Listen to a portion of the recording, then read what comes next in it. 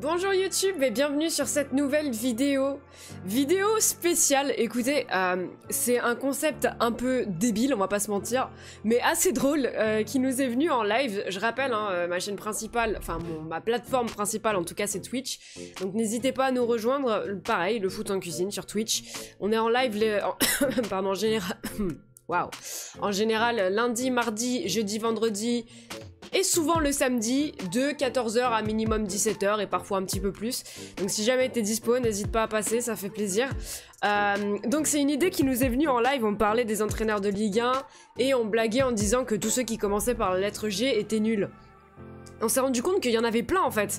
Donc, messieurs, dames, nous voici dans un nouveau concept. Ce sera une seule vidéo. Ce sera une seule vidéo, mais c'est la Ligue G1, la Ligue G1, voilà, on va appeler ça comme ça. Je vais vous emmener voir un petit peu, vous allez très vite comprendre de quoi il s'agit. Tout simplement, nous avons remplacé tous les entraîneurs de Ligue 1 par des entraîneurs commençant par la lettre G. Comment est-ce que j'ai fait ça? Tout simplement, par exemple, Paris SG qui est censé terminer numéro 1, donc par exemple si on va sur le Ligue 1 Uber Eats présentation de la saison, vous avez le classement attendu de la saison qui va se passer, d'accord? Donc j'ai pris ce classement, donc Paris, Marseille, Monaco, l'OL, Rennes, etc., etc., etc. Et ensuite, je vous montre avec, justement avec Monsieur Giggs qui va entraîner le PSG. Si vous allez dans l'éditeur du jeu, l'éditeur instantané, vous avez des notes de staff. Donc là, on voit qu'il est à 110 et 130 de potentiel. Donc je suis allée voir les notes de chacun de ces entraîneurs, commençant par la lettre G. Et je suis allée du plus faible au plus fort. Le plus faible joue pour l'équipe qui a attendu le plus haut. Et le plus fort, donc monsieur Guardiola, où est-il? Il est au Havre, voilà. Monsieur Guardiola, le plus fort, avec l'équipe qui est attendue de terminer le plus bas, donc le Havre. Et c'est par ordre décroissant. Vous allez voir que parfois le hasard a très bien fait les choses. Mais donc, on se retrouve avec Alain Giresse à Monaco, Rudy Garcia à Brest, Gennaro Gattuso à Clermont, Javi Gracia à Lorient, Gasperini à Metz, Genesio au FC Nantes, Pep Guardiola bien sûr au Havre. Ça aurait dû arriver dans la vraie vie, on le sait tous. Malheureusement, il a été attiré par l'argent de City, mais son cœur était au Havre, et ça on le sait. Rémi Garde au LOSC, Jean-Louis Gasset à Montpellier, Pascal Gastien à l'OGC Nice, Fabio Grosso à l'OL. C'est tombé comme ça, je vous promets, c'est tombé comme ça. Il y a certains membres du staff qui ont la même note. Et j'ai mis, alors par exemple, Guardiola premier, admettons Grosso et Gastien avaient la même note, je crois pas que ce soit le cas, mais admettons. J'ai pris celui qui avait le plus de potentiel et il est vers le haut. Et celui qui a, genre, il est 4ème, et celui qui a un petit peu moins de potentiel est 5ème. C'est comme ça que j'ai départagé, c'est au potentiel quand la note était la même. Et bah écoutez, Fabio Grosso s'est tombé à l'OL, voilà. Assez surprenant, mais c'est comme ça. Paul Le Guen à l'OM, Ryan Giggs au PSG, Jocelyne Gourvenec au RC Lens, Louis Van Gaal à Reims, David Guillon à Rennes, Steven Gerrard à Strasbourg bien sûr, et Christophe Galtier à Toulouse. Ce qui va se passer sur cette vidéo, c'est que nous allons simuler une saison, je pense qu'il n'y en aura qu'une. Je vous avoue que je tourne ça un peu au pif. J'ai pas vraiment fait de plan de vidéo cette fois-ci. J'attends de voir un peu ce qui va se passer, mais je pense qu'on va simuler une seule saison. Pourquoi? Parce que je pense que des entraîneurs vont se faire virer. L'idée, je pense, c'est qu'on va se retrouver dès que le premier entraîneur est renvoyé. J'ai hâte de savoir si Guardiola va se faire renvoyer. Ça... Je sais pas vous, mais il peut se passer plein de dingueries. Déjà, est-ce que le PSG va finir premier avec un entraîneur inférieur? Je pense que oui quand même, mais attention, c'est pas sûr. Est-ce que Guardiola va se faire virer? Est-ce que... je sais pas. Franchement, il y a plein de questions qui sont intéressantes. Qui va se faire virer en premier? Il y a vraiment plein de trucs intéressants à voir. Et on va suivre ça petit à petit. Donc je pense qu'on va se retrouver en fait à chaque fois qu'un entraîneur est viré. Et à la fin de la saison, je pense qu'on fera un espèce de petit bilan. On ira voir les équipes qui ont été reléguées, ce qui s'est passé, les équipes européennes, tout ça, tout ça. Donc écoutez, je vais simuler et on va se retrouver probablement pour le premier limogeage. On se retrouve avec, non pas le, mais les 2 premiers licenciés. Ils ont été licenciés à la même date, donc il n'y aura pas de grand gagnant. Le premier, c'est Jocelyne, je sais jamais comment on dit, Gourvenec, avec 118 jours en poste, hein, licencié le 5 novembre. Bon, le voilà. Et le deuxième, c'est nul autre que l'entraîneur de Rennes, donc Monsieur Guillon, qui a été licencié... entraîneur, voilà, exactement le même jour, hein, le 5 novembre. Je ne vous montre pas le classement, parce qu'il s'est passé des choses, il se passe des choses même à l'heure actuelle assez surprenantes, je ne veux pas vous spoil. J'ai hâte de vous montrer ça. On va avancer, on va voir si les autres restent en poste ou si il y a encore des départs. À noter, avant de continuer quand même, on va noter Stade Rennais 18ème, parce que tout ce qui se passera après, on le comptera pas. Enfin, dans le classement final, enfin bon... Ceux qui arriveront, les futurs entraîneurs qui ne commencent pas par G, on s'en fiche. Donc c'était Rennes et c'était Lens. Et le RC Lens 15e. 15e et 18e. Voilà, c'est ce qu'il aura fallu pour se faire renvoyer de ces 2 équipes. Et le prochain entraîneur qui saute en fin novembre, le 26 novembre, c'est Pascal Gastien de l'OGC Nice. Ils étaient également 15e. Donc on a notre top 3 de relégués avec Guillon, avec Gourvenec et avec Gastien. Aïe aïe aïe aïe aïe. Et ça saute au RC Lens, non, au FC Nantes pour Bruno Genesio. 160 jours en poste, a été licencié le 17 décembre. T'as presque pu fêter Noël, ce sera un nom. Ciao ciao Genesio. Et la 5e victime, la voici, c'est Gasperini. 209 jours en poste, il a été licencié début février, le 4 février 2024. Franchement, résultat relativement impressionnant parce que c'est la 2e pire équipe selon le jeu. Hein. Ils étaient attendus 17ème. Là, ça y est, ils ont craqué, ils étaient derniers de Ligue 1, ils l'ont renvoyé. Salut Gian Pierrot, 5e victime. Est-ce qu'il y en aura une 6e ou pas? On sait pas. J'ai failli le louper, mais Rémi Garde a été licencié le 11 février. 6e, 7e, non 6e victime. Et comme vous pouvez le voir, ils sont allés chercher Pep Guardiola, les Lillois. Donc Pep Guardiola qui n'a pas été renvoyé du Havre, mais qui a quitté son poste pour rejoindre le LOSC. Moralité, le LOSC cherche un entraîneur, donc pas le LOSC, non, le Havre cherche un entraîneur.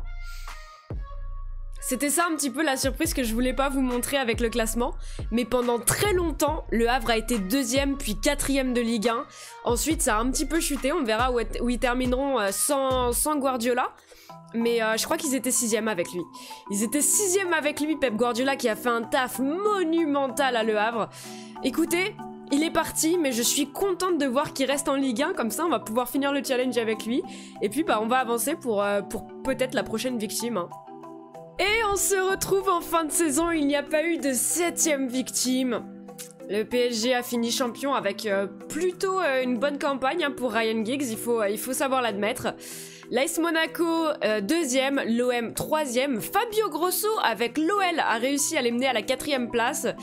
Une 4e place avec un total de points qui me paraît quand même bien faible, mais une 4e place quoi qu'il en soit, je pense que les Lyonnais signeraient des 2 mains pour une 4e place. Le LOSC que Pep Guardiola a récupéré 10e termine 8e. J'aurais été lui, je serais resté au Havre. Le Havre qui était 6e quand Guardiola les a quittés, qui se retrouve 13e. Donc la belle histoire de Guardiola au Havre qui malheureusement n'aura pas assez duré à mon goût. Parce que j'aurais trouvé ça vraiment assez exceptionnel de les avoir en Europe sous Pep Guardiola. Mais bon, malheureusement ça ne s'est pas fait. Relégués, le FC Nantes et le FC Metz, ils avaient tous les deux viré leur entraîneur, ça ne leur a pas réussi. Montpellier, ça aura tenu jusqu'au bout, mais ric-rac pour Jean-Louis Gasset. Il était très très menacé pendant longtemps. On a Gattuso qui finit, il est où? Qui finit là, 10e avec Clermont. Plutôt pas mal, hein, plutôt pas mal pour Gattuso, ça m'écorche un petit peu de le dire. Et pourquoi je le souligne? Parce que tout simplement, Gattuso également en début de saison et jusque vers décembre était très très menacé. Et puis ça s'est mieux passé en deuxième partie de saison. On va regarder un petit peu la sécurité de l'emploi. Alors ça, forcément, il y a Ruby, il y a des Patrick Vieira qui est retourné à Nice. Bon, ça, on s'en fiche un petit peu. On va faire en fonction du classement. Voilà, donc Ryan Giggs premier, Alain Giresse deuxième, Paul Le Guen troisième avec l'OM, Fabio Grosso quatrième, Louis Van Gaal cinquième avec Reims. Hein. Cinquième avec Reims, Reims qui était initialement prévu... attendez que je vous dise pas de bêtises. Reims qui était prévu 9ème, donc c'est pas ridicule, hein. C'est pas ridicule du tout. Ensuite, on a, bon, Patrick Vieira, il compte pas. Steven Gerrard, 7ème avec Strasbourg. Ça aussi, c'est relativement inattendu. Strasbourg qui était... ils étaient prévus combienième, Strasbourg? Strasbourg était prévu 11ème. 11ème, pas si mal, pas si mal. Pep Guardiola avec le LOSC, 8ème. Rudy Garcia avec Brest, 9ème. Gattuso, donc 10ème avec Clermont. Christophe Galtier, qui lui également a été très très menacé pendant longtemps, mais ça a tenu ric-rac pour lui. Il termine 11ème, my bad. Je sais plus ce que je dis. 11ème, c'est ça, 11ème. Javi Gracia avec Lorient, 12ème. Et puis après, c'est ceux qui ont été renvoyés. Ah non, Jean-Louis Gasset, my bad. Jean-Louis Gasset, 16ème avec Montpellier. Bon, ça compte pas les équipes reléguées. Au final, on a notre trio de coachs relégués. On va regarder un petit peu ce qui s'est passé du côté du Paris Saint-Germain. Dans quelle tactique est-ce qu'il a joué? Il a joué en 4-2-3-1. Ok, pour l'instant, il a une compo avec Solaire titulaire. Est-ce qu'il a vraiment joué titulaire toute la saison? Non, il n'a pas vraiment été titulaire. Il a fait combien de matchs en Ligue 1? Il a fait 14 matchs en Ligue 1, Solaire. Donc pas spécialement titulaire. On va regarder un petit peu dans les joueurs équipe première. Qu'est-ce qui a été vraiment utilisé? On a Vitinha qui a été un taulier de cette équipe. Marquinhos et Donnarumma, ok. Ensuite on a Kolo Muani, Kylian, Dembélé, Ugarte, Paulo Dybala qu'ils ont recruté. Achraf Hakimi, Lucas Hernandez, Kimpembe qui a beaucoup joué alors qu'il est blessé. Mais attendez, Kimpembe il est blessé une demi-saison. C'est fou ça, il a énormément joué, il a été titulaire indiscutable quand il est revenu en fait. Mais du coup Skriniar... Skriniar n'a pas joué. Skriniar n'a pas joué. Giggs n'a pas aimé Skriniar, putain c'est intéressant de voir ça. C'est fou. Et qui d'autre n'a pas été utilisé? Sergio Rico, ouais bah normal. Ekitike. Ils ont recruté Sergi Roberto pour ne... Au final, enfin ils l'ont pris en prêt pour ne pas le faire jouer, ok. Bradley Barcola, très peu joué. Kangin Lee, des sorties de banc, mais très peu titulaire. Keylor Navas. Zaire Emery a plutôt... Alors, on en parle souvent, c'est un problème de FM que les jeunes ne jouent pas assez. Sur cette première saison, 6 matchs, 28 apparitions hors du banc, je trouve ça très cohérent. Donc pour le coup, faut pas se plaindre là-dessus. Sur cette save, je précise. Nuno Mendes, très peu joué Nuno Mendes, mais c'est vrai qu'il est blessé longtemps également. Est-ce que Skriniar s'est blessé pour jouer si peu? Bah pas tant que ça. Ouais si, 3 mois. Ah si 3 mois le début 2023. Bah non, il était pas au PSG ça. Ça c'était à l'Inter Milan début 2023. Donc c'est juste un choix de Ryan Giggs. C'est vachement intéressant de voir ça. Je vois rarement des choix aussi tranchés. On va regarder du côté de l'AS Monaco. Alors, côté AS Monaco, on a Alain Giresse qui a choisi de jouer en 4-4-2. Intéressant. Là, actuellement, on a Balogun, Mbolo, Singo en milieu droit. Intéressant. Zakaria, Fofana, Golovin. Oku. Ah, mais ça, il n'a pas dû jouer beaucoup, Oku, j'imagine. Ligue 1, 2 matchs titulaires quand même. Hein. Salissou, Maripane, Vanderson, Keun, ok. Du côté des joueurs utilisés, on se retrouve avec le gardien Keun, suivi de Zakaria et Maripane, égalité avec Salissou, Fofana, Balogun, ensuite Ben Yedder c'est 32 avec Caio Henrique. Ok, bon, des choix qui me semblent plutôt cohérents jusque là. Et dans ceux qui n'ont pas joué, est-ce qu'il y a des surprises? Magassa, pas vraiment. Matazo, Mbolo n'a pas joué. Ah mais Mbolo est blessé non? Attendez, Mbolo il me semble qu'il a une grosse blessure. Ah, il a une grosse blessure. Entorse des ligaments croisés. Ouais, donc en fait, il est revenu en fin de saison, quoi. Est-ce qu'il y a autre chose à noter? Ben Seguir, qui a très peu joué. Est-ce que c'est surprenant? Je sais pas. Ça dépend du niveau qu'il a dans le jeu. Mais en tout cas, il n'a pas été utilisé comme Warren Zaire Emery en sortie de banc. Et ensuite, on a Boadou, qui a fait quasiment que des sorties de banc. Kwame. Ah, ils ont recruté Christian Kwame. Camara. Non, ça me semble plutôt cohérent du côté de... tiens, ils ont recruté Fosu Mensah aussi. Du côté de l'AS Monaco. On va compléter avec la troisième équipe, c'est l'OM. L'OM de Paul Le Guen. Paul Le Guen qui a choisi de jouer en 3-4-3 ou en 5-2-3 en fonction de comment on veut voir la chose. Au niveau des joueurs, c'est... Bah non, c'est pas Guendouzi. C'est Valentin Rongier et Samuel Gigot qui ont fait le plus d'apparitions, suivi de Vitinha et Jonathan Klaus. Ensuite, on a Balerdi, Paolo Lopez, Malang Sarr qu'ils ont pris en prêt, intéressant. Et du côté des joueurs peu utilisés, est-ce qu'on a des surprises? Pedro Ruiz et Aubameyang n'a fait aucun match titulaire. Aucun. En revanche, il a fait quand même quelques sorties de banc, comme tous les joueurs. Ah non, à part... qui c'est ça? Philippe et Luis. Le Philippe et Luis? Oh la vache! Ils ont recruté Philippe et Luis, c'est fou ça! C'est complètement fou. Ok, bon, bah, il a pas joué au final. Et sinon, on a Valentin Gomez, le craquito argentin, que j'avais pris sur ma carrière au RC Lens sur FM23, qui a très peu joué également. D'ailleurs, c'est marrant parce qu'il s'était retrouvé en prêt à l'OM sur ma carrière.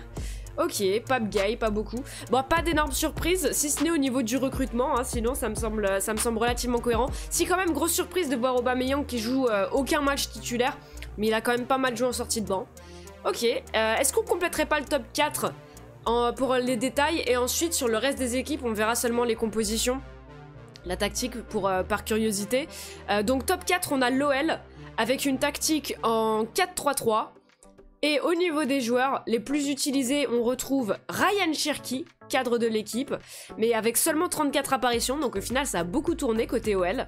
Kaletacha, Kakere, Clinton Mata et Lopez, ok, intéressant. Et du côté des joueurs pas utilisés ou peu utilisés, on a Kumbedi, ouais, Alvero, on a également Jake O'Brien, bah, s'il savait, Caicedo, Felipe Caicedo, Trauco. C'est pas un ancien Stéphanois, lui, c'est un ancien Stéphanois. Oh, le traître! Le traître! Le penant. Non, pas vraiment de surprise, hein. Pas vraiment de surprise côté lyonnais. Bon, Lacazette a peut-être pas été titulaire indiscutable. Je pense qu'on peut dire... Ah si, quand même, le fait que Mama Baldé ait joué plus que Lacazette, ça, je pense qu'on peut dire que c'est une surprise. Est-ce que Lacazette a été blessé? Ah ouais, il s'est fait une rupture des ligaments du genou. Ah, c'est pour ça. C'est pour ça. On va regarder vite fait les autres équipes. Reims, sous Louis van Gaal, a joué en 4-2-3-1. Intéressant. L'OGC Nice de Patrick Vieira a joué en 4-3-3. Ah, ils se foulent pas hein, sur les tactiques. Le Strasbourg de Steven Gerrard a joué en 4-3-3 également. Intéressant. Pep Guardiola au LOSC, ça s'est passé en 4-3-3. J'aurais dû regarder comment il faisait au Havre, mais j'imagine que c'était pareil. Du côté de Brest, avec Rudy Garcia, on joue en... Bon, les 4-3-3 des enfers, là. Il y a des 4-3-3 de partout. Gattuso, allez, change-moi un petit peu du 4-3-3. Ok. Un 5-3-2 ou un 3-3... Ouais, c'est un 5-3-2, hein. Celle-là, on va garder ça comme ça. Intéressant, intéressant. Du côté de Toulouse, le Toulouse de Christophe Galtier, bien sûr, on est en 4-4-2 losange. Ok, un 4-4-2 losange pour Toulouse de Galtier. Intéressant. Du côté de Javi Gracia et du FC Lorient, nous sommes en 4-4-2. Ok. Le Havre, bon bah ça compte pas. Petkovic, glisse. Gassé. Il ne reste plus que Gassé pour aller voir. Et c'est un 4-2-3-1 du côté de Gassé pour se maintenir in extremis, hein, parce qu'ils ont joué les barrages face à Saint-Étienne. Barrages qu'ils ont remporté 2-1. Barrage remporté à l'extérieur et puis ensuite un match nul à domicile 0-0. Donc in extremis pour Jean-Louis Gasset, mais ça passe. Écoutez, on va regarder vite fait les meilleurs buteurs, les meilleurs passeurs, tout ça, juste par curiosité. Du côté des stats joueurs, des meilleurs buteurs, on a Kylian Mbappé avec 23 buts, 23 petits buts hein, pour lui, suivi tout juste de Vitinha avec 22 buts, puis Randal Kolo Muani avec 17, Ben Yedder avec 16, Balogun avec 15. Intéressant, Balogun, on sait pas. Passe décisive, on a Vitinha, meilleur passeur avec 11 passes décisives. Suivi de Spearings également avec 11, mais il a fait une apparition de plus, donc ça revient à Vitinha. Kylian Mbappé avec 9, Wabi Kazri avec 8, également Joris Chotard avec 8, intéressant. À noter Singo qui a joué milieu droit avec 7 passes décisives également. Manuel Ugarte avec 7, intéressant. Du côté, qu'est-ce qui pourrait être intéressant? Les passes clés. Les passes clés, c'est pour Bourigeaud avec 79 passes clés. Il devance de loin le classement, hein, devant Romain Fèvre avec 66 et Caio Henrique avec 64. Côté PSG, le premier joueur, c'est Paulo Dybala avec 58. Meilleur passeur, ouais, Marquinhos, suivi de Nadé et Diakité. Rien de foufou. Le plus de dribbles effectués. C'est Ito de Reims avec 120, suivi de Kylian avec 108 et Ryan Cherki également avec 108. C'est fou. J'adore. Le moins de buts concédés, ça revient à Sirigu avec 14 buts encaissés, suivi de Mbogo avec 16 buts encaissés, puis Gigi Donnarumma avec 20, égalité avec Alfred Gomis, hein, avec 20 également. Et le nombre de matchs le nombre de clean sheets, pardon, est remporté par Gigi Donnarumma, suivi de Diouf de Reims, et Chevalier, égalité avec Sels, 12 chacun. C'est intéressant. C'est intéressant. Est-ce qu'il y a des stats d'équipe? La possession revient au PSG, suivi de Marseille-Monaco. Pour les petits derniers, on retrouve Metz, Nantes et Clermont. Ouais, donc Gattuso qui a préféré laisser le ballon. Il devrait faire ça un petit peu plus souvent, IRL. Je parle pas forcément pour l'OM. L'OM est une équipe de possession. J'ai des traumatismes avec Gattuso, hein, j'ai des traumatismes. Tête remportée, bon, c'est pas très intéressant. Carton jaune. L'équipe la moins disciplinée, c'est Montpellier, suivi de Clermont et l'OL de Fabio Grosso. Notez l'OM en 4e position. Paris AG avec le moins de cartons, suivi de Le Havre. Ah, c'est grâce à Guardiola tout ça. Et Rennes, ok, carton rouge, on retrouve l'AS Monaco, le LOSC et l'OGC Nice. Et on retrouve dans ceux qui n'en ont pas pris Lorient et Toulouse. Je vois pas le Paris. Ah, il est là, le Paris Saint-Germain, 2 cartons rouges. Le point par match, bon bah les points par match, est-ce que ça suit le classement? Ça suit le classement, hein, logique. Oui, logique. Non, ça suit pas le classement parce que ils sont à égalité. Ils sont à égalité. Écoutez, je pense qu'on va rester là-dessus. Hein. On va rester là-dessus. On peut voir rapidement les séries de matchs. C'est le... Ah, les séries de matchs victorieux, le PSG n'est que derrière le RC Lens, intéressant pour le coup. Série de matchs perdus, c'est pour le FC Metz. Match consécutif en marquant, c'est largement pour le PSG. Match sans défaite également. Match sans victoire, c'est le FC Nantes, hein, qu'on rappelle, qui a été relégué. Bon, écoutez, on va se laisser là-dessus. Cette vidéo, je sais pas combien de temps elle va faire, mais... Elle n'a ni queue ni tête, mais ça me tenait à cœur de le faire. J'avais promis en live que j'allais la faire. Elle est sortie, elle est là. J'espère qu'elle vous a plu, elle était assez surprenante, il n'avait pas vraiment de sens, mais bon, le principal c'est que ça vous ait plu, je l'espère. Si c'est le cas, n'hésitez pas à vous abonner bien sûr, laissez un petit commentaire, un petit like, et je vous retrouve très bientôt pour une prochaine vidéo. Merci beaucoup pour le soutien, ciao ciao.